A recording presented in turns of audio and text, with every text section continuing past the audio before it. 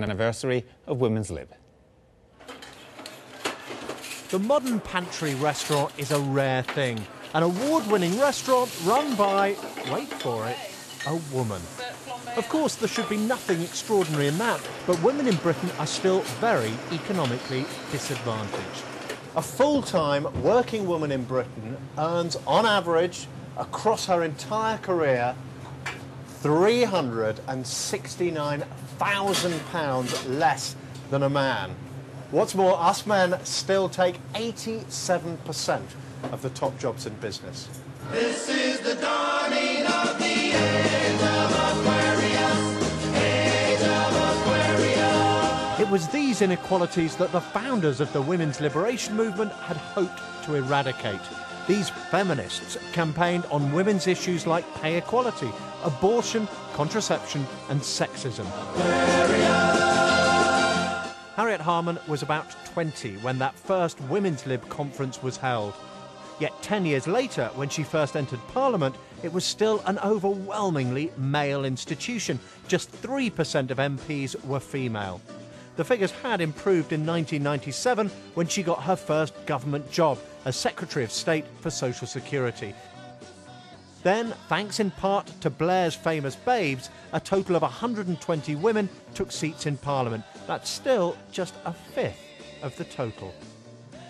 The proposed UN agency for women would bring together the UN's 4 existing gender-focused bodies into a single, more powerful agency. The idea is to empower women around the world to take a greater role in public life. But over the years, there have been many powerful women in high-level politics. Golda Meir in Israel, Indira Gandhi, Indian Prime Minister, Benazir Bhutto, twice Prime Minister of a Muslim country, and our very own Margaret Thatcher, who served 3 terms as British Prime Minister. And women are playing a bigger role in parliamentary politics too. More than half the MPs in Rwanda's parliament are women. A third of Germany's representatives, again, are women. Britain doesn't fare quite as well. Just 20% of MPs are female. That's 60th on the list, below Bulgaria, Malawi and Nicaragua. Tonight, Newsnight gatecrashed a feminist meeting to celebrate the 40th anniversary of that first Women's Liberation Conference, which Juliet Mitchell attended. What did you hope women's liberation would achieve back then? Well, I thought then, I wrote an article called Women, the Longest Revolution, and I think it is an extraordinarily intractable problem, the position of gender and women's, oppression of women, as we used to call it then. And I think that we still, I think then and I think still, we have got a double task on our hands. We don't really understand why there is this universal distinction between the sexes to the detriment of women. It doesn't mean that some women aren't in a better position than some men. Of course they are. There's poverty, there's class, there's race, there's all sorts of other issues, and nobody wants to deny any of that. But nevertheless, within each group, there is this incredible position of the second sex, basically, which is women. You look at the Home Office report today on the sexualisation of women. In some ways, our society is more sexist than it was. Oh, I completely agree. And in many ways, I point the finger at New Labour for that very reason, because I think political culture did not encourage the vocal presence and the active participation of feminists in political culture. Indeed, feminists were shunted to the side and were considered old hat, ageing, irrelevant, no longer needed. And I think that also then allowed consumer culture to step in. And you could even argue that consumer culture and kind of certain fashion companies, certain beauty companies became the champion of young women. Has that consumer culture been liberating? Well, how do you feel as a feminist? Quite the opposite. I think that is one of the greatest dangers of the last 15 or 20 years, that consumer culture in a deregulated neoliberal environment could get away with whatever it liked, really. So how will a UN agency help to address these problems? It will only be a good thing for women if there's proper resources, at least $1 billion a year to start on. UNICEF for children has $3 billion a year, so we're talking small money, okay? If there's going to be if there's going to be an organisation for women, it's got to be big, it's got to be resourced, and it's got to have respect. 40 years into this second wave of the women's liberation movement, the suffragettes were the first, and there are still deep inequalities between men and women. Whether a new UN agency will make any difference appears, at best, a moot point. I'm joined now from the United Nations in New York by Harriet Harman, the Labour Deputy Leader and Minister for Women and Equality. Ms Harman, why will setting up another UN bureaucracy do women any good at all?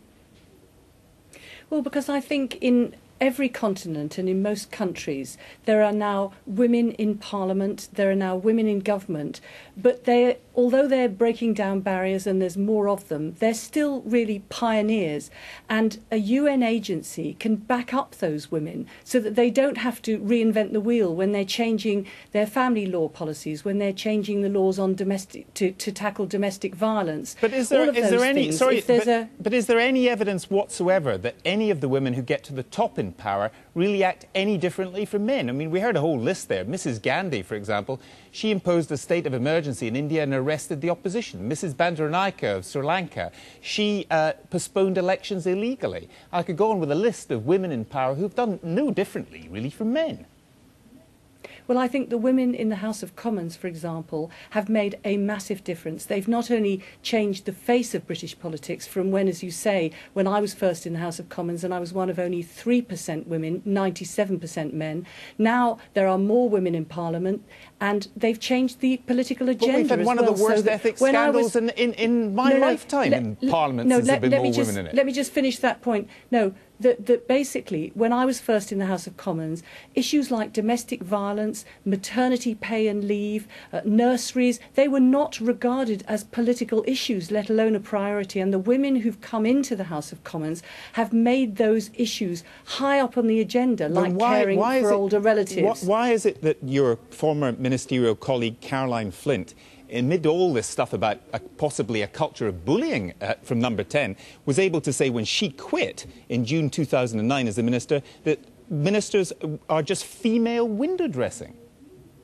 Because we're still in a minority, and I can understand the frustration of people.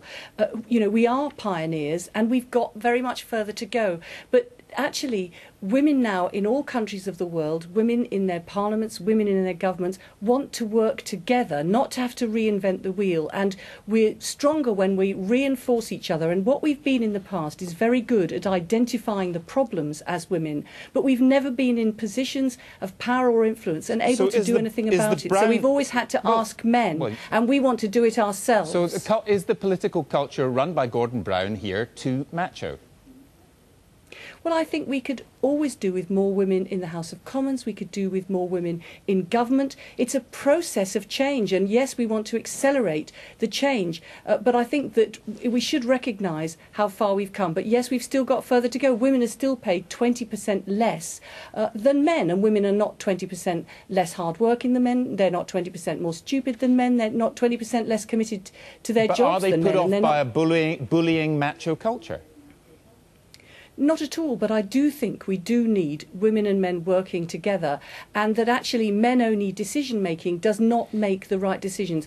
And also, women don't want to be asking men for things, they want to be actually doing things themselves. And now there are women in all countries who can work together to support each other. Well, if helping women in this way is so important, and it's so important to have more women in Parliament, can you explain why the constituency of Birmingham Erdington had an all-male shortlist in order to choose your husband as the prospective Labour candidate for that area?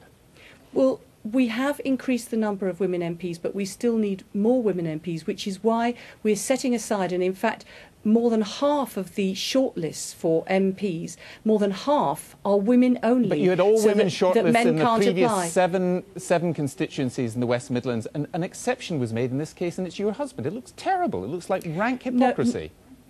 No, and I really resent that. We're not saying 100% of the constituency should be represented by women. We're saying that in those seats which are falling vacant, we've had more than half are women-only shortlists. And for those constituencies which are not women-only shortlists, women can apply for those. And in some of those which have been what we call open shortlists, women have actually been selected. So we're not saying it should be 100% women, but we've made sure that in more than half the seats there are going to be women there, because although we've made progress, we've got further progress to go. But it means, of course, there's going to be new men coming into the House of Commons as well as new women. It's a balanced team we're looking for.